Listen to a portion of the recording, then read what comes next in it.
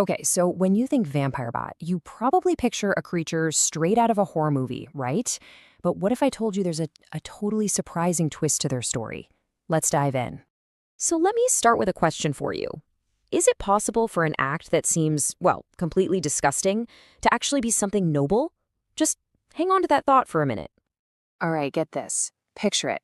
You're deep in the Amazon. It's dark, and you see one bat basically vomiting blood right into another bat's mouth. I know, it's a shocking sight, but why? What in the world is going on here? Believe it or not, that single horrifying-looking moment, it's the key to their entire world. It looks absolutely awful, but it's actually an incredible act of kindness. So to really get why, we've got to understand the animal itself first.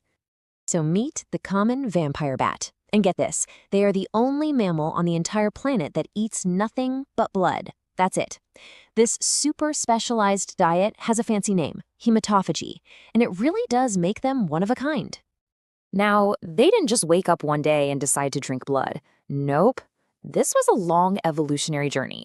You know, their ancestors started out pretty normal, eating insects off of big animals. Then they kind of graduated to eating the parasites living on those same animals.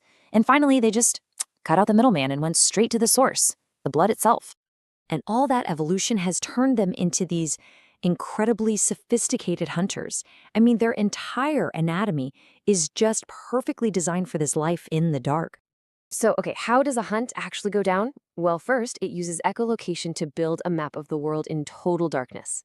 Then, super stealthily, it approaches its prey, which might be a cow or a pig, maybe even a person. Totally asleep, it finds just the right spot, makes this tiny little cut, and then, and this is a big myth buster, it doesn't suck the blood, it actually laps it up, almost like a little cat. And their hunting toolkit is just wow. It's so specialized. They have these heat sensors in their nose that basically work like thermal goggles, letting them see the warm blood vessels under the skin. Their teeth, surgically sharp. They make a cut so clean the animal often doesn't even feel it. And maybe most important of all, their saliva has this powerful anticoagulant in it, a chemical that stops the blood from clotting. And here's where it gets really wild. That stuff in their saliva, that anticoagulant, it's so effective that scientists have actually used it to develop medicine for us, for people. It's used to help prevent blood clots in heart and stroke patients. So yeah, this little monster, it's literally helping to save human lives. How crazy is that? Okay, so they sound like the perfect hunter, right? But here's the catch. The vampire bat is always living right on the edge. And its greatest strength, that super specialized diet, well, it's also its greatest weakness. 2. Just 2.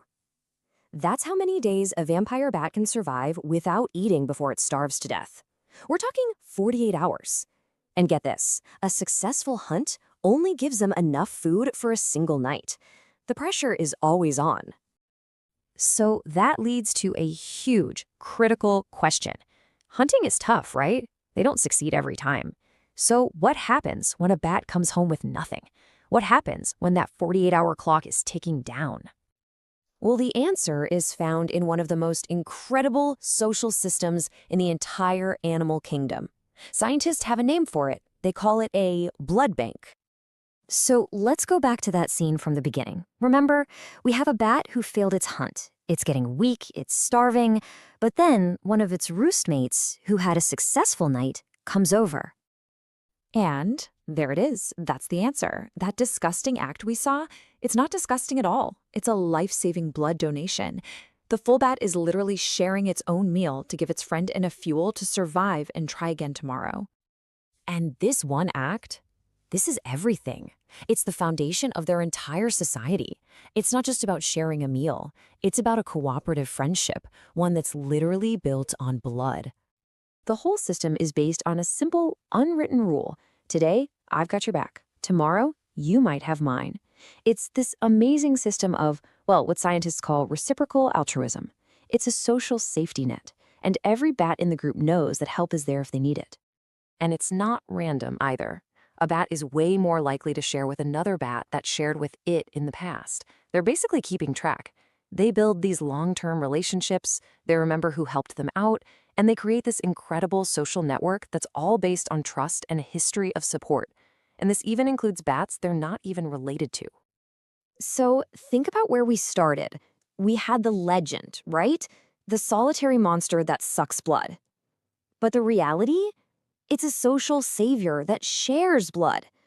We thought we were looking at a creature of horror, but what we actually found is this amazing model for cooperation. Which really just leaves us with one last thought to chew on. In a world where life and death is a nightly struggle, these tiny animals figured out how to build a society based on trust and on the simple promise that nobody gets left behind. So the real question is, what can a little blood-drinking bat teach us about what it means to be human?